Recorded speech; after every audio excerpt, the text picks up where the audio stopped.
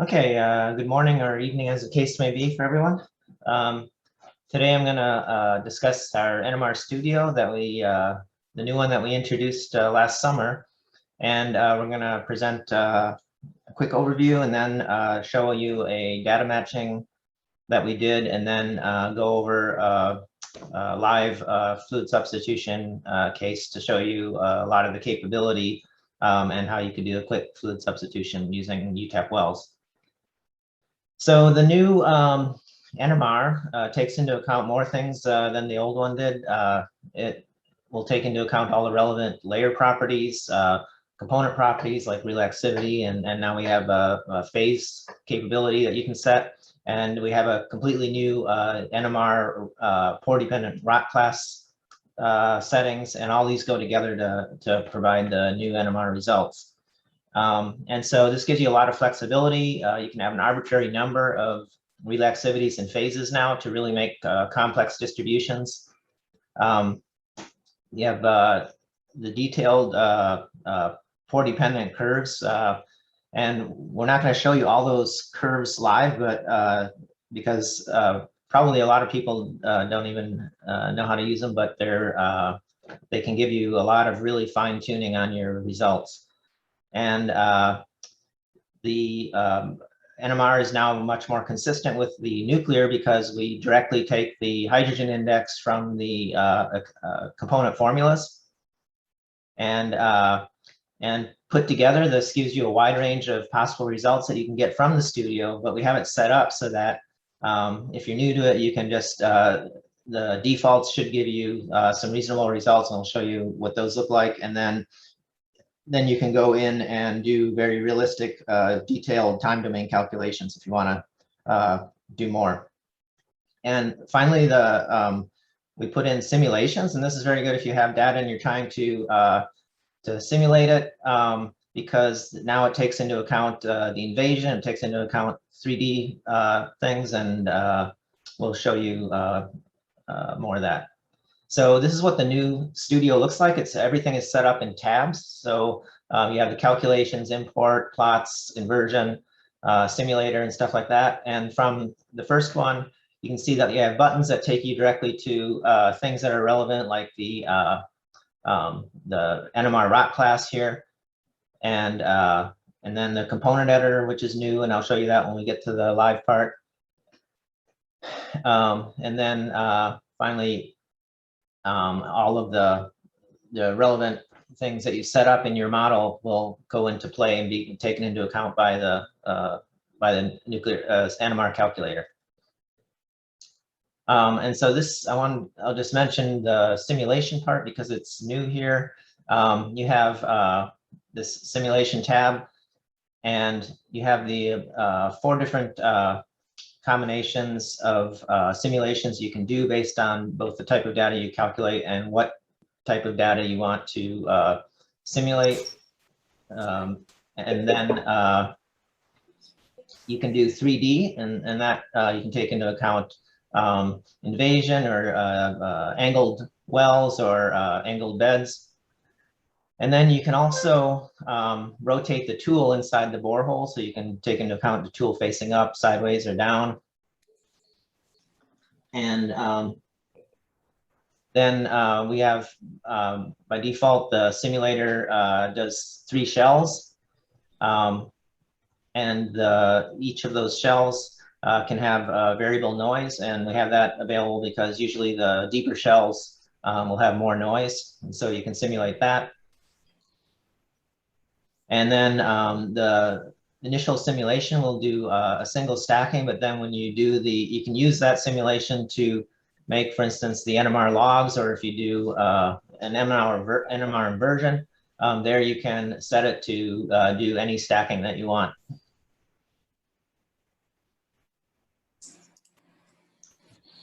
And I'll go over those logs. So for instance, this shows you how you can pick the source for the NMR logs that you want to calculate. And then the 3 types of logs that you have right now are the NMR porosity log, and that's shown here, and you can plot it with the rest of your porosities.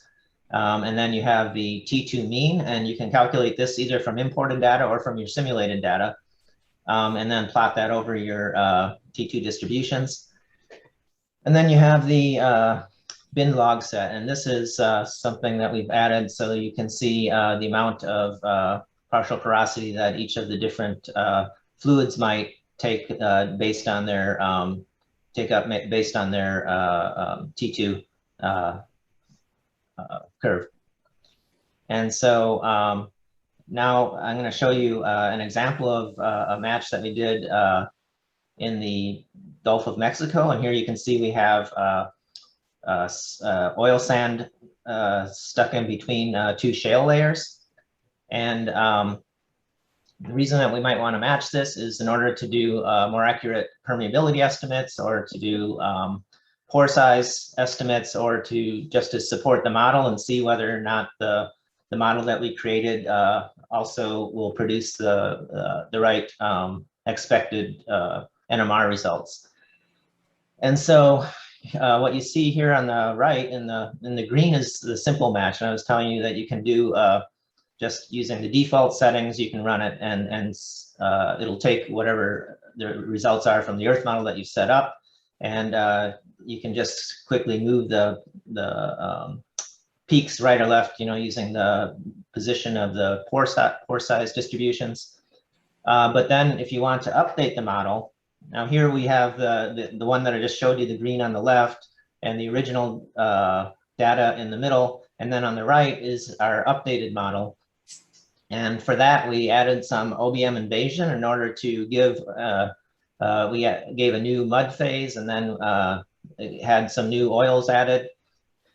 We also matched the sequence, and this was very important because the data had sequence parameters that we were able to then match, and that changes how the calculation will work.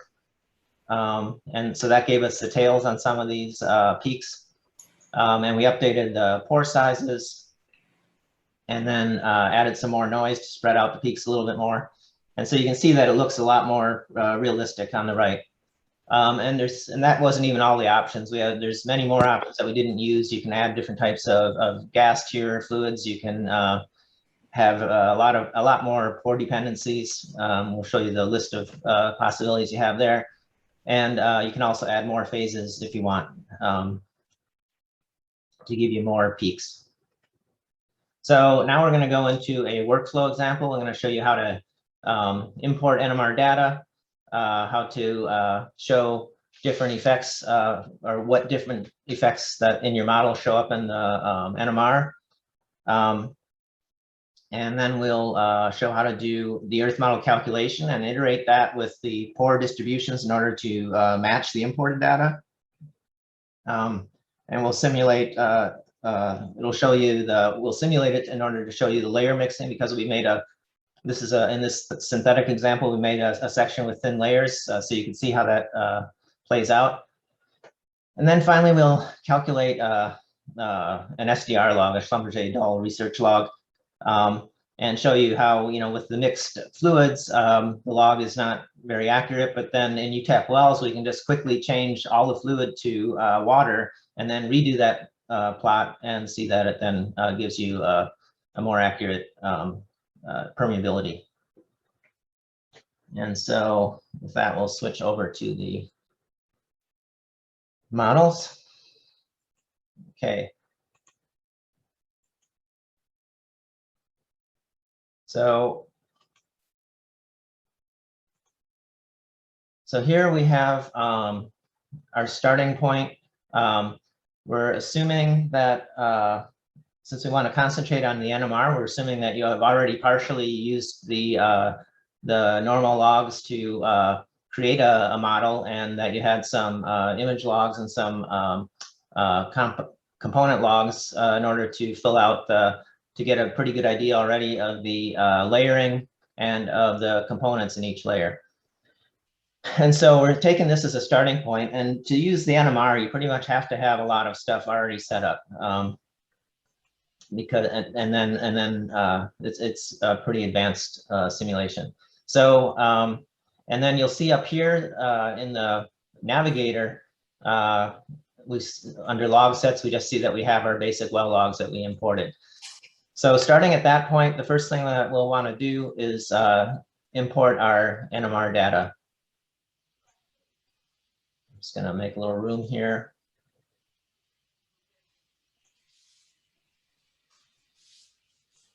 Okay, so now we'll add a new track. We'll call this NMR data. And first we'll import the NMR logs. So we have two sets of NMR data here. We have the distributions and the NMR logs. And so first I'll import the NMR logs.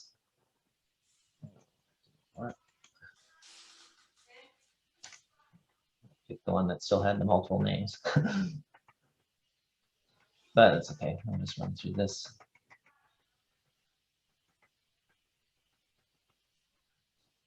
All right, and okay, so you can see now these NMR logs like the T2LM and the NMR porosity, these show up as normal logs, but then for the NMR distribution, oops, no, not yet. For the NMR distribution, we need to go to the NMR Studio. And here, we can go to the Import tab. And what you see here, you have a choice of importing a log set or a file. And since we need to make, UTAPWeLS has a special NMR data object that's going to show here in the NMR part of the navigator. And there's no point in importing this as a log. We can import it directly from the file as NMR data. So we go here, and then once we selected it, we can load this into the table. It shows that there's two possible data sets. We want to pick the T2A. And what you see on the right in the table now, we have the log data for each time. And then we have a set of times, and those times depend on what domains you pick. And so once you get the data in, you need to tell it what kind of data that is. And then down here, you have a set of domains, and then you also have one that says header. And so that tries to look through the log header to see if it finds T2 min max. In this case, it did, so we'll use the header, but if it didn't, then we would just set the T2 domain to match what we know the log times to be, log domain to be. And once we have that selected, then you see it updates the times here to match. And then you can look at this quick view and make sure that this looks like what you expect, because a lot of times you can see right away if it looks like you accidentally pulled a time decay instead of a distribution or something. And if you do import a magnetization set, then you need to also set the sequence down here in order to get it to interpret it right. All right, we're going to import that as NMR data. It just confirms what you've done. And then what we see over on the right now, we have an NMR data set, and it has a T2A distribution. Okay, so now we can go back here, and we'll change this to field data, and increase the size. And then we know the range that we have was 0.3 to 3000. And so there's the NMR data that we've imported. And now on top of that, since we imported the T2 log mean, we can put that in there as well. So we go to the NMR logs, and we'll get the T2 log mean, something that shows up on top of the red. Okay, so this is what we'll typically start off with, and we would like to try to reproduce this. So just to find out where we started off, again, we'll first do a default calculation, and then we'll start moving things around. Okay, so we're going to do a time domain calculation. What that does is it creates a bunch of decay curves for the Earth model layers, and then we'll invert those. and then have a look at the inverted result. We're going to apply a little bit of noise to start off with, and you can vary this later if you feel it's necessary. And we'll just use the default sequence here to start off with. I'll take this time to show you what I mentioned with the component editor. So you have the button right there, and what you can do in here is you can either see solid, fluid, or both.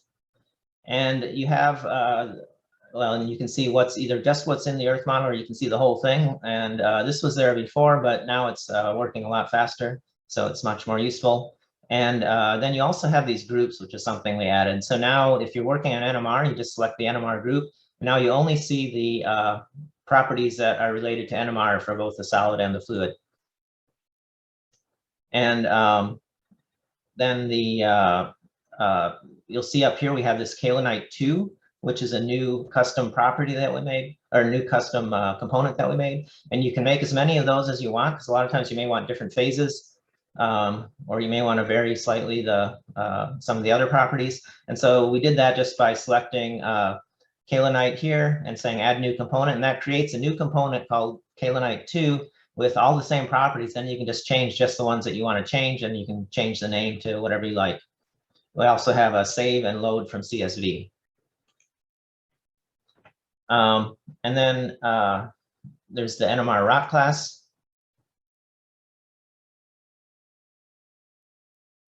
And so this one, you'll see that we have, you have a number of rock classes. We've already identified 2 rock classes in this model. And right now they're set to the default values. And you have a whole set of 7 different properties that are pore dependent. And so the top property is the actual pore radius distribution in the matrix. And this one always has to be there. Actually, the shale will always be there too, but you don't have to. A lot of times, if you don't have any shale, you can just hide it. In this case, we have shale throughout the model, so they'll show it. And here you can either move these around just with the mouse, or you can move them up and down. And you can also change it by just typing in values over on the right, and you can add as many Gaussian components as you want to this shape. And then the other properties, for instance, the saturation or the shape function, these things, we have the default set, and we have buttons on the right that like make uniform, which can easily bring you back to the normal settings. But if you want to play with these, they give you a really fine detailed capability to modify, for instance, exactly how the water, in this case, would enter the pores from the small to the large, or vice versa. And so right now we'll start off, as I said, with the default, and we'll see what that gives us. And then in this case, to make things simple, we're just going to play with the pore size distribution to try to do this matching. Okay, so we have this set up, and now we can just hit calculate. And it shows it calculating. Now keep in mind that this is calculating, this is not doing a simulation right now. It's going through each Earth model layer that you have, and it's doing a calculation, an intrinsic calculation based on the properties of that layer in order to find out what response that layer would get from NMR measurement. And then we go to the inversion, and we want to invert that. And in the inversion, you can do a custom if you just want to do certain layers. But if you pick calculator, then it'll by default do invert all the layers, use all the settings that you just calculated. You have different solver options. Those are pretty advanced. I'm not going to go into those right now. You have inversion settings here where you have automatic compression, which you can turn on or off. And you also have regularization. You have 2 choices, and you can pick the one that you want to have priority, and it will try to use that one. And if it doesn't find a good regularization parameter using that, it'll try the other one.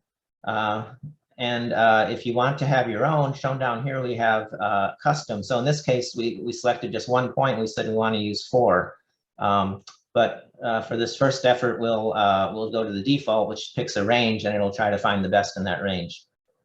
And then over here, you have a set of different inversion domains. We're going to use custom and pick the one that matches the input logs. Okay, so now we can invert this.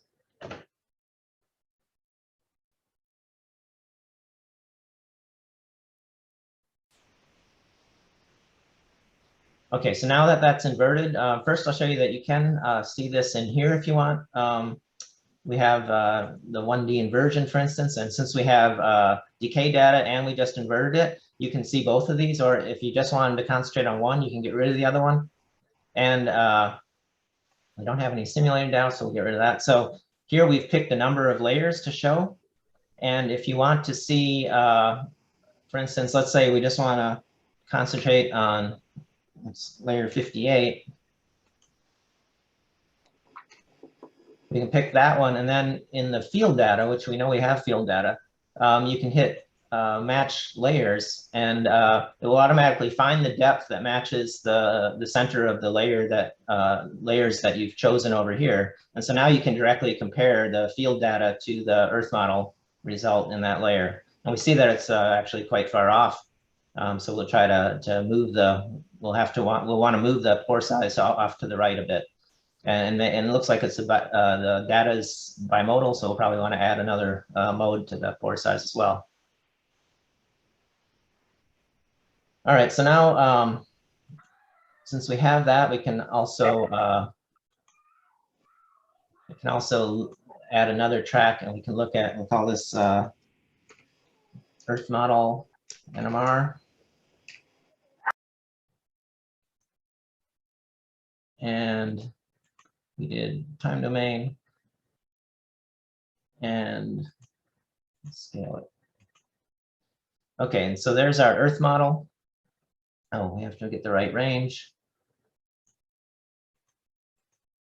Okay, so this is what we're starting off with. And as we saw in that previous plot, you can see that the water section down here is pretty far off and doesn't have the bimodal behavior. The shales seem to be a bit off. And then up here, the gas is way off. And you might wonder why that is. And recall that we did because it's very realistic, we did a CPMG sequence, and that gives you an apparent T2. And so the gas peak, the location gas is very dependent on diffusion. And what's going to affect that is the short echo time and the gradient. And so both of those will come into play. So hopefully if we match the data sequence, then that will move the gas to the right place. The other thing you'll notice here is what I said, that this calculates each layer. So if you look at the layers here, we see that we have this finely layered section that goes between shale and matrix, shale and sand. And what you see is each layer, instead of mixing like you see in the actual data, each layer in this case gives you exactly what's in that layer. So that's why it jumps back and forth here between the oil peak and the shale peak, rather than actually mixing them. And that's the purpose of the sim. And so if you actually plotted the T2LM here, you'd see that jump back and forth as well, which is not realistic compared to the real data. But when we do the simulation, then that'll both combine the sensitivity function that will go over these different mix the layers, and not only that, you can have stacking, which will also mix the layers. Okay, so now we're going to do that. Make this a little bit smaller so you don't need it. Oh, actually, before we do that, we first want to move the peaks to get these things right. So we're going to go back to the calculator, and the first thing we want to do is we're going to add a sequence. So you can add as many custom sequences as you want. So we'll make one. We'll base it on the default CPMG, but then we're going to change the short echo spacing to 0.2, which is what we had for our data, and make this 15,000, which will change the number of number of pulses that we had, and that will affect the actual domain of the data. Okay, and so then we'll leave the noise the same. So then in the rock class, what we want to do here is to open the rock class, and I'm going to actually leave, I'm not going to make the rock class full size because I want to look at the comparison over here while I change these. So we'll start at the top, and we see that the you see that there's no, there's not really a significant amount of matrix fluids up here. So mostly what we care about is the shale peak here. So I'll open up the shale, and we want to move the shale to be in the right spot. So we need to move it to the right a little bit. So we'll make this 0.2 from its 0.1, and we'll widen it a little bit because the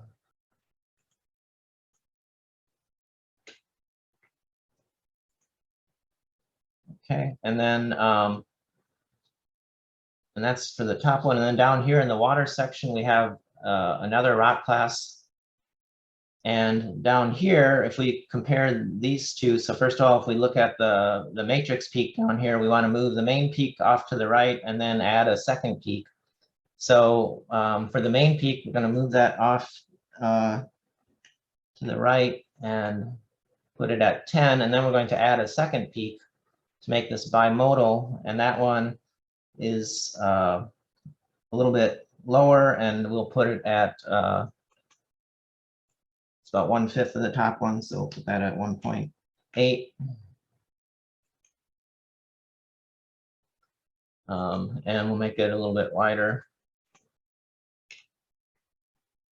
Just spread it out. Okay.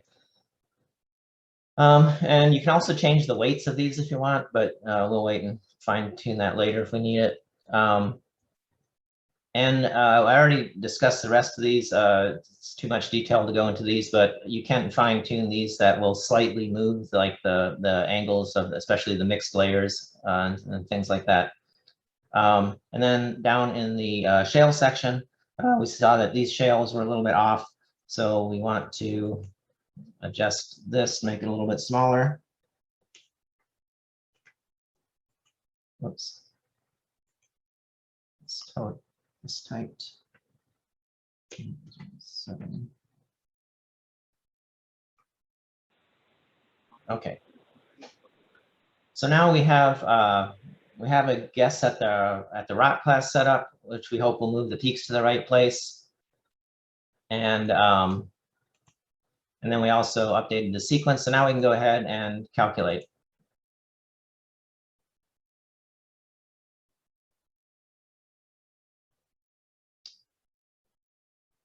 And I'm doing this before I do the actual simulation, just because we don't need to do the simulation just to see where the peaks are. The simulation you can iterate on if you want to get really fine detail. And now we'll go to the inversion. And so now to show you this, I'm going to, oh, by the way, I forgot to mention, we have here an inversion analysis where this shows you the, right after you do an inversion, it will show you the results down here. And one of the things that it shows is what it chose for the alpha and y. And so it'll show you the discrepancy curve and the S-curve results, and show you the value that it picked based on the criterion. And so in this case, it had picked 2, but now we're going to change that to 4. And one of the reasons that we might want to do that is because just to widen this, this bulk peak up here.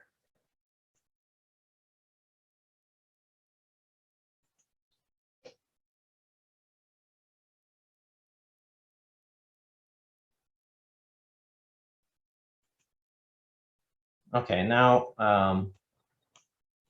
if you go to the track editor. All right, so now we can compare these and see if the peaks look like they're more in the right spot. And we can see that the shale peaks up here look like they're about lined up in the same area, and the gas peak looks much better. The oil peak is widened out a little bit. And then we see that, roughly speaking, we have the slightly bimodal water peak down here, and then we see the transition to the oil section here as we lose the water saturation. And so roughly that looks pretty good. Down here you see the two different shales. And I didn't mention that the reason that these two are different is because, as I said, this takes into account the different values of your composition. And so down here, the shales, one of them is the kaolinite 2 that we modified, and the other one is just the normal illite. And so we didn't have to change the pore size distribution down here or have another rock class, because it changed just based upon the composition in these layers. And so we see that that seems to match pretty well too. So the positions look pretty good. And now, in order to try to continue to match this, we want to do a simulation. And so we'll go back to the NMR Studio, and we'll go to the simulator. We'll do we'll use the time domain data, and we're going to simulate the actual decay curves, and then we'll invert those. And so, as I said, you can have different data in that case for each shell. And so we'll pick slightly increasing data as the shells get deeper. And we're going to save this to a new NMR data set called Simulation Time Domain. Okay, and when that shows up, we'll see that up here in the right, I didn't, oh, there it is, okay. And so we see now we have the new data set with the decay data in it. And so now we can go to the inversion, and this time we want to pick data, and we pick the simulated data, and we're going to invert the simulated data. Want to make sure that we have all the depths selected. We'll do it just for the third shell because we just want formation in this case, and we're gonna do the, we can do the in order to get the distributions, we'll stack the 3 here in the inversion, and we'll leave the rest of this the same and invert this. And now when that finishes, what you'll see is the T2 data show up underneath this simulation data set. And so now that we have that, if we wanted to, we could go to the 1D plot. Now we can also select simulated data, and we can pick the simulation. So now you can see that these are lining up much better. I mean, we could play with the bimodal distribution to try to get it to look a little bit better, but it's already at least in the right spot and roughly the right width. So we'll leave that for now because we just want to get on to the final bits of this demonstration.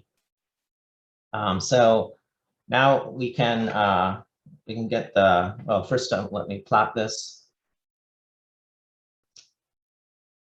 Okay, we don't need this anymore, so I'm going to hide track 7, and we'll add a new track. We'll call this sim.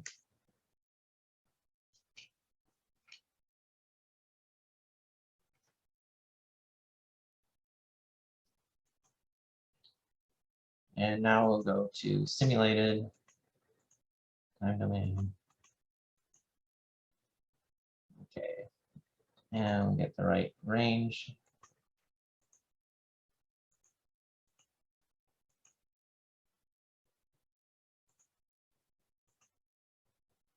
Okay, so we have 0.3 to 3000. And so now we can see that we have, this looks much more like our imported data. So we can see these peaks have blended in because of both the stacking and the simulation. And then up here, everything else, this is not perfect, but it looks pretty close. We could fine tune it, but for these purposes, we'll leave it like that. And now we'll go on and we'll use that to get this NMR log data. So we'll pick the simulated data sets. Today, we're not going to care about the bin stuff. I already showed you what that looks like. And note that because I'm doing this on already bin data, I can just select single stack here. But if I was doing this, for instance, on data that we imported otherwise, if we didn't have it already stacked, we could do any stacking that we want here or multiple stackings. So now we'll create these. Oh, let's see. I want to change these to the names to sim stack 3. And we'll create the log sets. Okay, so now you see that we have 2 new log sets. Looks like I screwed up the name on that one.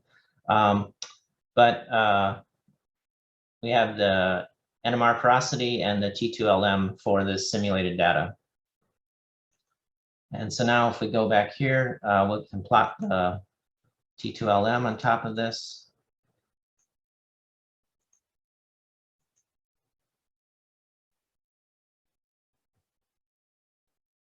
And let's just change this color to something lighter.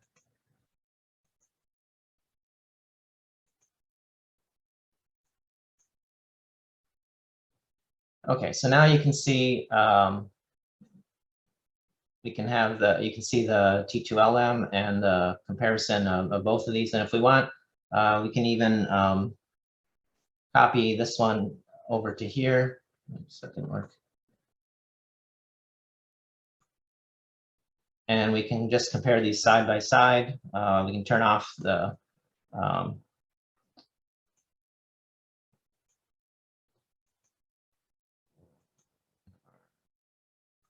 sim. Okay, we can turn off the distribution, and you can see how close we got with the T2LM. The noise caused a little bit of discrepancy here, but largely it follows the simulated largely follows what we imported.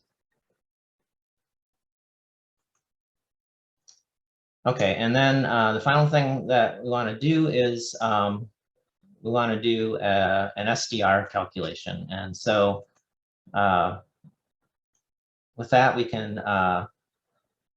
go into the log calculator. And we'll call this, first of all, we'll see what happens if we have the uncorrected SDR. So we'll do SDR oil, or I could call it mixed or something else. And a lot of times the logs will say what the parameters of the function are. In this case, I know because of the units, we need a 10 to the 6th here. And then times Q2 squared times porosity to the 4th. So that's the typical function for the SDR.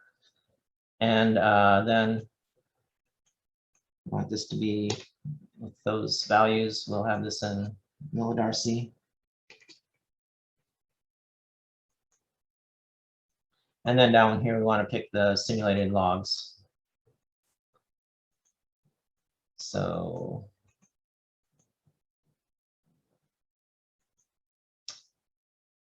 and then we call this one just P, simplified variables, P and T2. Okay, and then we just have to decide where we want to put these. I'll put these in the T2LM log set.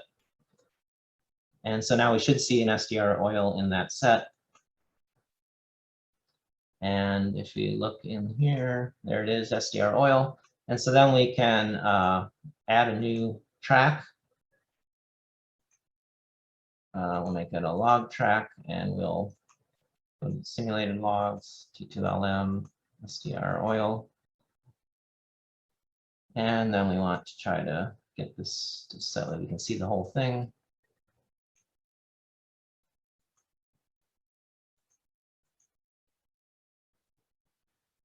Okay, so now, actually maybe a little bit more.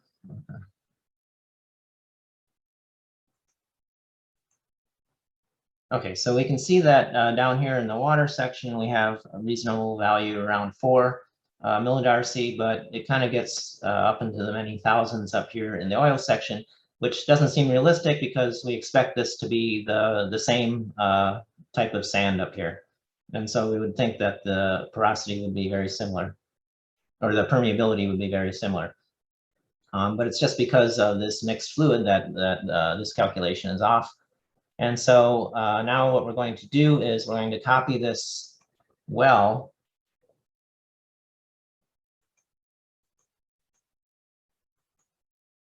in UTAPWeLS. You can just hit duplicate,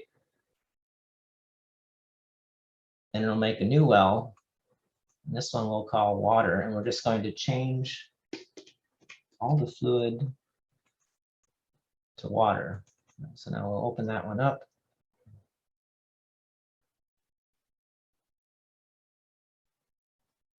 Minimize this one.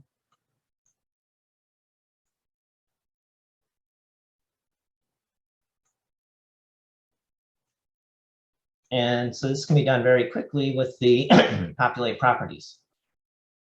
So we just go up here, we go to total water saturation. We just set it everywhere to be saturation of 1, and we populate properties. And now if you look over here for the water saturation, we see that is 1 all the way across the board. So now we just have to redo the NMR. Need to fix this so that it passes the settings to the duplicated well, but it won't take us long to just quickly set these.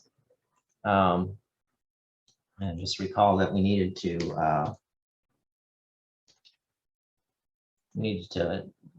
change the sequence, and the rock class should be okay. Okay, so that's good. Calculate this. Oops. Okay, cancel. I want to do time domain, not relaxivity domain. Okay. Bruce, I think something went off in the default number 2, and the domain was not changed, right? You have oh, you're right. 15,000 up there. Yes. Thank you. I missed that. I don't know why that's doing that. I haven't seen that before. Oh, okay, it jumps to the first one for some reason. Okay. I don't need to change this one just to make it. Okay. You're right. Yeah. Okay, so now we have that set. So now we redo that.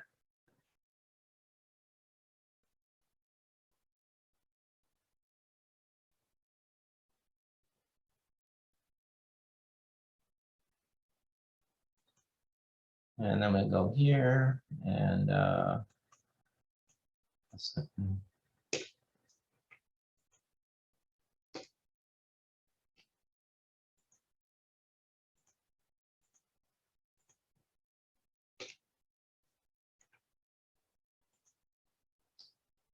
I think we have all that set.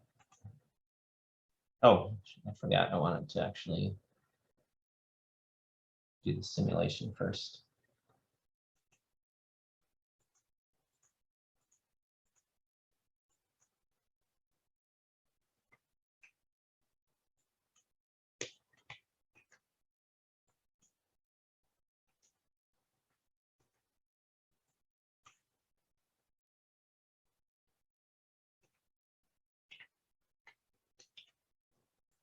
Okay, so that's what we had set up on the other one. And we'll put this, and we'll make this a new set, NMR simulation water. Okay, so now if we open this up,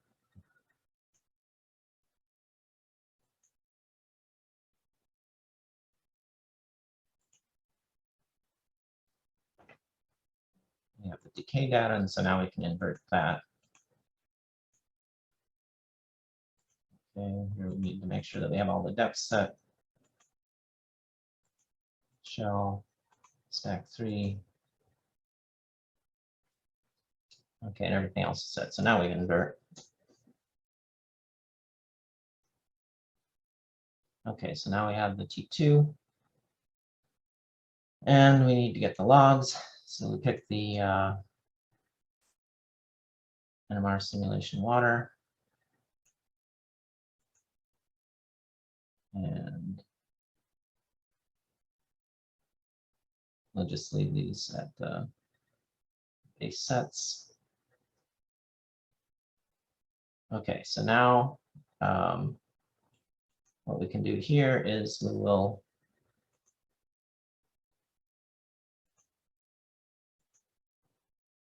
the NMR sim, we'll change this to water. And so now, and let's go ahead and hide the green one, and we'll change this one to the T2A log mean for water. Okay, so now you can see that we've changed this to water, and this is what this model would look like if it was completely filled with water, which is what you want for a fluid substitution. And now we've recreated the logs based on this new model, and now we can do the SDR based on the new model. So we'll go to the calculation again, and we'll call this one. Actually, we'll call it KSDR for the permeability. We should call the other one KSDR. So we'll call it KSDR water.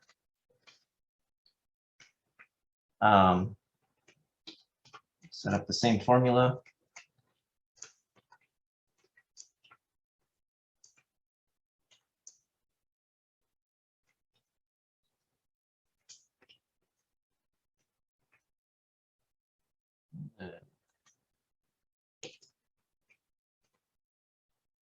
Millidarcy.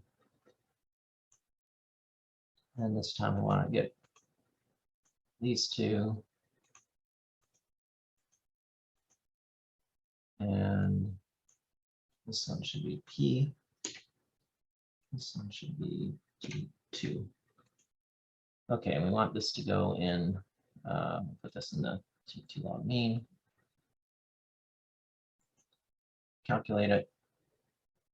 And if we go up here, look in the logs, we have the KSDR water. So then we'll go ahead and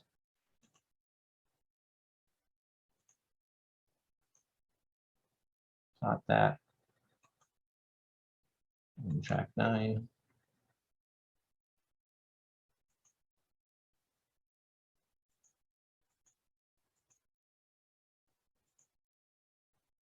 Okay, and so now you can see that the water permeability, we see that now they both match in the water section, which you expect, but now you see that we have the corrected SDR through the rest of the sand layer. And so it will give you a much more accurate permeability after the fluid substitution. And so that's an example of how you can do this. It's a different way of doing this than probably what you're used to if you've done any fluid substitution before. But it has, I think, a lot of benefits. So that's the demonstration we have today. And if you have any questions, let me know. Good. Thank you. Thank you, Bruce. It looked good. Yeah, I hope, well, it was good presentation. At least it looked like to me. You could see all the possibilities that you have to do the very thorough fluid substitution, all the possible parameters that you can play with to get it right, all the hypotheses you can test. I think it was good. Thank you, Bruce. So any questions you have, feel free to unmute yourself, even show your video if you want to. Or if you're a little more shy, you can also use the chat. Either way, and any questions you have about what Bruce presented, or even if you want to ask questions about other topics regarding UTAPWeLS, we're open for questions. I have one question. Thank you, Bruce, for the presentation. Very nice work. So in this example, you showed the input raw field data is using a constant number of echoes and a constant value between the echoes. can you handle variable inter-echo spacing and variable number of echoes, which is kind of like what we normally run in reality? Yes, I mean, not within limits. I think we have quite a few. So, and for if you go in here, you can see that we have a set of default sequences of all different types. And so, let's see, the variable TES might be what you're talking about. So here we have, is this what you mean, where you have different echo spacings? Yes, yes. Yeah, so here's an example like that. And then you can vary those. There's other ones where Mohammed's a little more familiar with the all the different values here, but here's one for the T1 or the RC where you have variable wait times. And so you can mix, and of course these are the defaults, but you can either use these or combine, mix these to make your own. You can change these values in here. Set how many settings, for this one has 21 different wait times that it'll run through. Okay, yeah, that's perfect. Thank you. And we have ones that change the gradient too, I think, variable gradient. So this one, this for getting diffusion data, you can set, this one has 16 different gradients that it runs through and does the TS on those. Okay. And the other question is, can you generate diffusion, T2 diffusion or T1, T2 diffusion maps? Or? Yes. So for instance, if I, let me see, I didn't do that for this, but let's see if we do a DE CPMG. Actually, well, I think what I'll do is just to show you the maps, I'll just do the Relaxivity Domain calculation. Oh, I didn't, probably didn't need to.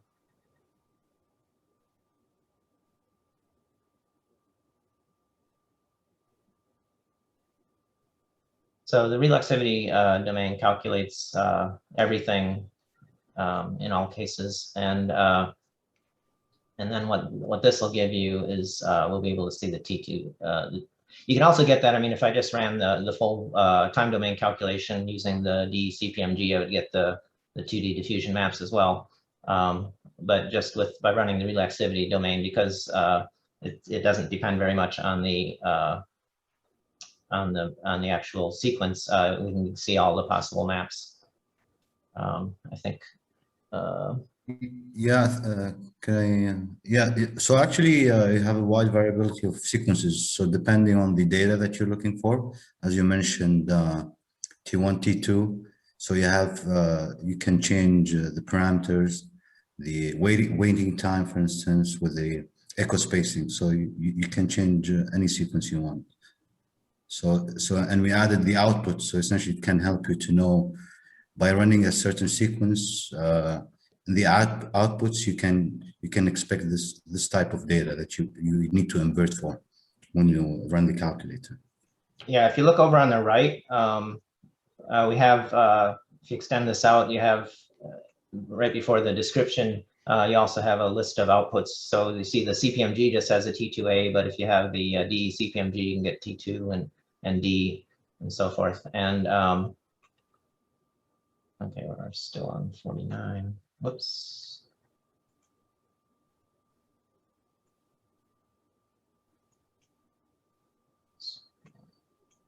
Wait for this to finish. Yeah, I should have reduced the size of the zone.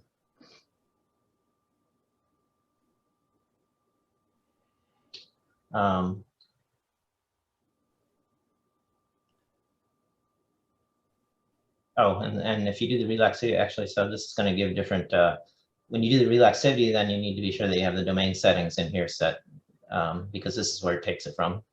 And so now if we go to the 2D, so there you can see we have the T1, T2, we can do the DT2, so forth. So there was another question in the chat. Felipe Hayes was asking, would you say that the oil-based mud affects less the irreducible water saturation than the water-based? I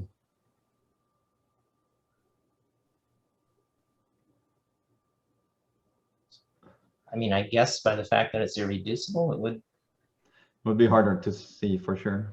But it shouldn't affect it, because the irreducible shouldn't be affected by the invasion, I believe, unless somebody has a different take on that. it would just be a little more difficult to see if it's with water-based. But that's all. Yeah, if anybody wants to elaborate, feel free to do it. But right, seems like that finished. So he's asking what would be the main driving parameter for the influence and he's asking, would it be invasion? For this influence, so I'm not sure which influence, if you're speaking of a particular influence, or if you just mean what would affect the NMR results the most. And I mean, the invasion can be, I mean, because the NMR is sensitive to the fluids, and it's also sensitive to fluids mostly near the borehole. And I think we have, in the case of the simulation, it takes into account just the, I mean, one of the reasons we have the DOI here is so that way you don't do the calculation any further out than you need to, because the simulation, the furthest zone is 4 inches. And so if you have an invasion that goes further than 4 inches, or certainly further than 5 inches at least, it's just going to see that invaded fluid or any irreducible fluids that were in that part of the formation. And so in that respect, I mean, yes, it's going to have a very big effect on the invasion would have a very big effect on the NMR. And in fact, I've done examples, and you can do them where you actually, as a matter of fact, in the example I showed for the Gulf of Mexico data, this one I did invasion, and it affected what you see, the output of the fluids, because in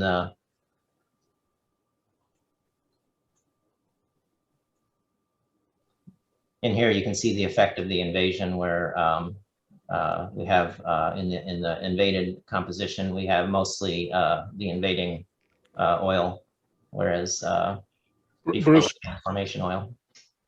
Bruce, if I may say something, you know, the best way to see the invasion of OBM is to get an aquifer, which I think you have a few here, and simulate the NMR response in the presence of invasion, and then you will see the effect of OBM and how it might superimpose to the effect of oil in places where you have hydrocarbon.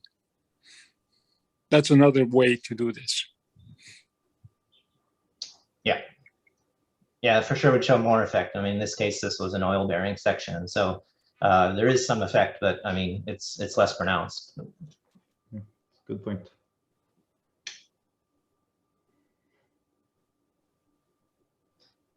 Let's see, we have any other questions or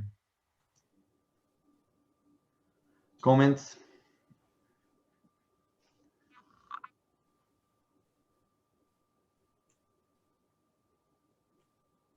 If not, well, thank you very much for being with us. We are expecting to have another one of these in July, sometime in July, and well, I hope you guys keep using UTAPWeLS. And that's it from my side. I don't know if you, Carlos or Bruce, have any other comments. I just wanted to thank all the attendants for following us, and please don't hesitate to give us comments for improvement. Anything counts. Some of the comments that we received in the last session have already been incorporated or are going to be incorporated in UTAPWeLS. So it's a very good Q&A, and we do take into account all the propositions, all the comments, all the suggestions, you know, with the timeline and the manpower that we have to do everything, we do take care of all of that. So, you know, as they say, the squeaky wheel get some more attention. And there are some squeaky wheels in the users, and they're always calling us, telling us, asking us, and we try to answer and take action as quickly as we can. So please do that, and make sure that you use UTAPWeLS and share with us all kinds of stories and good points and improvements that we need to do.